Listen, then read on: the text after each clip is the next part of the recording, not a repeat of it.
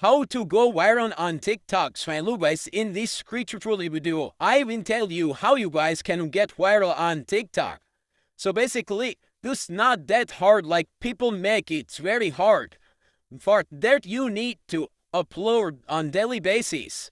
TikTok, basically, TikTok don't need that type of quality like the Instagram and other platform needs.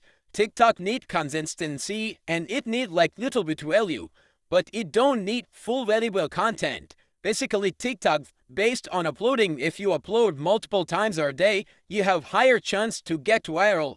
Also, you need to put quality and effort and your content need to be unique. But you need to be consistent. You need to upload at least 4 times a day. And your content you don't need to be repetitive.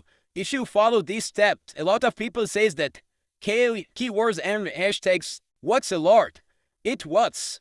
But if you need to get viral, you need to use consistent keywords. Like if you are using 3 or 4 keywords, so you need to use these keywords for rest of the videos that you are uploading.